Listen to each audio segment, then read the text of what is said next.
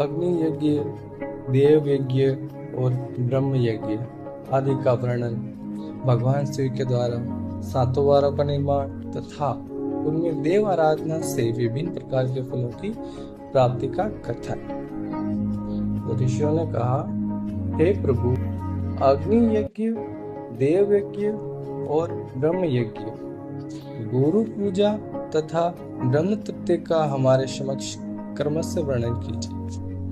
तो सूर्य जी बोलते हैं कि हे महर्षियों, गृहस्थ पुरुष अग्नि में सायकाल और प्रातःकाल जो चावल आदि द्रव्य की आहुति देता है उसी को अग्नि यज्ञ कहते हैं। जो ब्रह्मचर्य आश्रम में स्थित है उन ब्रह्मचारियों के लिए समिधा का दान ही अग्नि यज्ञ है। वे समिधा का ही अग्नि में हवन करे।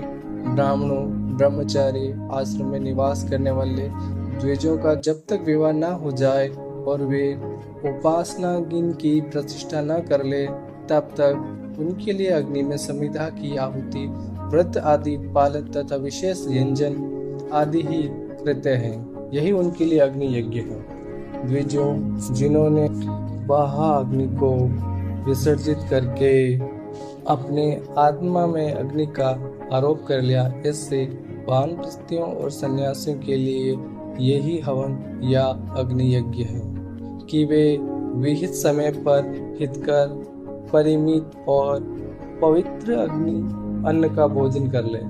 ब्राह्मणों, सायकाल अग्नि के लिए दी हुई आहुति संपत्ति प्रदान करने वाली होती है, ऐसा जानना चाहिए। और प्रातःकाल सूर्य देव को दी हुई आहुति आयु की वृद्धि करने वाली होती है। यह बात अच्छी तरह समझ लेनी चाहिए। दिन में अग्निदेव सूर्य देव में ही प्रविष्ट हो जाते हैं, अंततः प्रातःकाल सूर्य देव को दी हुई आहुति भी अग्निदेव के ही अंतर्गत है।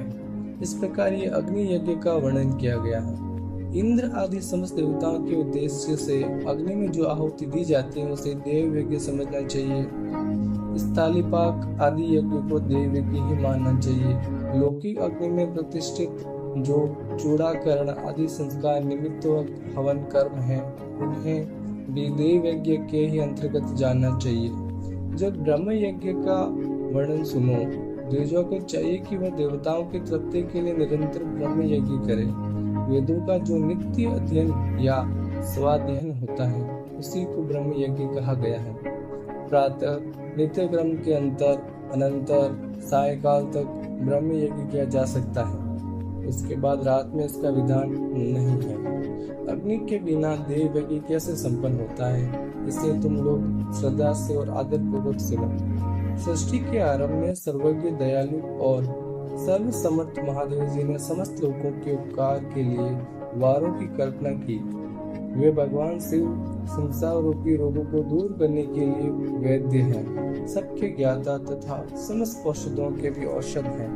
उन भगवान ने पहले अपने वार की कल्पना की जो आरोग्य प्रदान करने वाला है। तत्पश्चात अपनी माया शक्ति का वार बनाया जो संपत्ति प्रदान करने वाला है। जन्म काल में दुर्गतिग्रस्त बालक की रक्षा के लिए उन्होंने कुमार के वार की कल्पना की।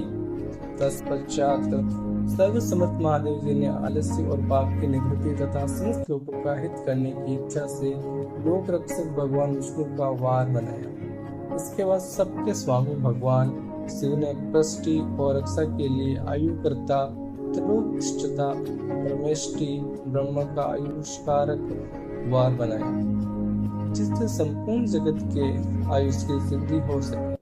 इसके बाद तीनों लोगों की वृद्धि के लिए पहले पुण्य पाप की रचना हो जाने पर उनके करने वाले लोगों को शुभाशुभ फल देने के लिए भगवान शिव ने इंद्र और यम के वारों का निर्माण किया। ये दोनों वार क्रमशः भोग देने वाले तथा लोगों के मृत्यु भय को दूर करने वाले हैं। इसके बाद सूर्य आदि 7 ग्रहों को जो अपने ही सर्वभूत तथा प्राणियों के लिए सुख दुख के सूचक हैं, भगवान शिव ने उपयुक्त 7 वारों का स्वामी निश्चित किया है। वे सब के सब ग्रह नक्षत्रों के ज्योतिर्मय मंडल में प्रतिष्ठित हैं। शिव के वार या दिन के स्वामी सूर्य हैं। शक्ति संबंधी वार के स्वामी सोम हैं। कुमार संबंधी दिन के अधिपति मंगल हैं। विष्णु वार के स्वामी बुध हैं। ब्रह्मा जी की वार के अधिपति बृहस्पति हैं। इंद्रवार के स्वामी शुक्र और यमवार के स्वामी शनिश्चर हैं। अपने अपने वार में की हुई उन देवताओं की पूजा उनके अपने अपने फलों को देने वाली होती है। सूर्य आरोग्य के और चंद्रमा संपत्ति के दाता हैं। मंगल व्याधियों का निवारण करते हुए बुध पुष्टि देते हैं। बृहस्पति आयु की वृद्धि करते हैं। शुक्र भोग देते हैं और शनिश्चर मृत्यु का निवारण करते हैं। ये 7 वारों के क्रमशः फल बताए हैं जो उन देवताओं की प्रीति से प्राप्त होते हैं। अन्य देवताओं की पूजा का फल देने वाले भगवान शिव ही हैं। देवताओं की प्रसन्नताओं के लिए पूजा की 5 प्रकार की पद्धति बनाई गई। उन देवताओं के मंत्रों का जप यह पहला प्रकार है। उनके लिए होम करना दूसरा, दान करना तीसरा तथा तप करना चौथा प्रकार है। किसी वेदी प्रतिमा में, अग्नि में अथवा ब्राह्मण के शरीर में आराध्य देवता की भावना करके 16 उपायों से उनकी पूजा या आराधना करना 5वां प्रकार है। इसमें पूजा के उत्तरोत्तर आधार श्रेष्ठ है। पूर्व के अभाव में उत्तरोत्तर आधार का अवलंबन करना चाहिए। दोनों नेत्रों तथा मस्तक के रोग में कुष्ठ रोग की शांति के लिए भगवान सूर्य की पूजा करके ब्राह्मण को भोजन कराए। तदंतर 1 दिन, 1 मास, 1 वर्ष अथवा 3 वर्ष तक लगातार ऐसा साधन करना चाहिए। इससे यदि प्रबल पारबंध का निर्माण हो जाए तो रोग एवं जरा आदि रोगों का नाश हो जाता है। इष्ट देव के नाम मंत्रों का जाप आदि साधनवार आदि के अनुसार फल देते हैं। रविवार को सूर्य देव के लिए, अन्य देवताओं के लिए तथा ब्राह्मण के लिए विशिष्ट वस्तु अर्पित करें। यह साधन विशिष्ट फल देने वाला होता है तथा इसके द्वारा विशेष रूप से पापों की शांति होती है। सोमवार को विद्वान पुरुष संपत्ति की प्राप्ति के लिए लक्ष्मी आदि की पूजा करें तथा सपत्नी ब्राह्मणों को दत्तक अन्न का भोजन कराए। मंगलवार को रोगों की शांति के लिए काली आदि की पूजा करें तथा उड़द, मूंग एवं अरहर की दाल आदि से युक्त अन्य ब्राह्मणों को भोजन कराए। बुधवार को विद्वान पुरुष दधि युक्त अन्न से भगवान विष्णु का पूजन करे। ऐसा करने से सदा पुत्र, मित्र और कलत्र आदि की पुष्टि होती है। जो दीर्घायु होने की इच्छा रखता हो वह गुरुवार को देवता की पुष्टि के लिए वस्त्र, यज्ञोपवीत तथा धर्त में खीर से व्यंजन पूजन करे। भोगों की प्राप्ति के लिए शुक्रवार को एकाग्रचित होकर देवताओं का पूजन करे और ब्राह्मणों की तृप्ति के लिए सर्वस्व युक्त अन्न दे। इसी प्रकार स्त्रियों की प्रसन्नताओं के लिए सुंदर वस्त्र आदि का विधान करे। शनिश्चर अपमृत्यु का निवारण करने वाला है। उस दिन बुद्धिमान पुरुष रुद्र आदि की पूजा करे। तिल के होम से, दान से देवताओं को संतुष्ट करके ब्राह्मणों को तिल मिश्रित अन्न भोजन कराए। जो इस तरह देवताओं की पूजा करेगा वह आरोग्य आदि फल का भागी होगा।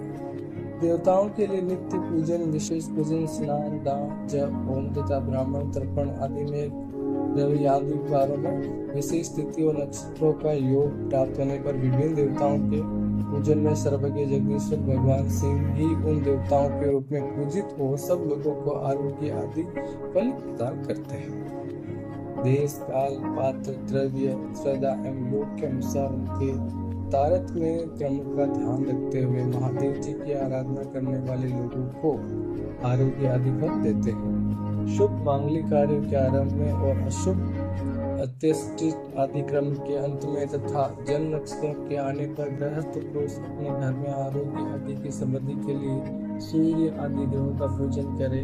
इससे सिद्ध है कि देवताओं का यजन संपूर्ण अभिष्ट वस्तुओं को देने वाला है। ब्राह्मणों का देव यजन कर्म वैदिक मंत्र के साथ होना चाहिए। यह ब्राह्मण सब क्षत्रिय और वैश्य का भी लक्षण है। शूद्र आदि दूसरों का देव यज्ञ तांत्रिक विधि से होना चाहिए। सुख फल की इच्छा रखने वाले मनुष्य को सातों ही दिन अपनी शक्तियों के अनुसार सदा देव भोजन करना चाहिए। निर्धन मनुष्य तपस्या, व्रत आदि के कष्ट सहन द्वारा धनी धन के द्वारा देवताओं की आराधना करे। वह बार बार सदापूर्वक इस तरह के धर्म का अनुष्ठान करता है और बारंबार पूर्ण लोक में नाना प्रकार के फल भोगकर पुनः इस पृथ्वी पर जन्म ग्रहण करता है।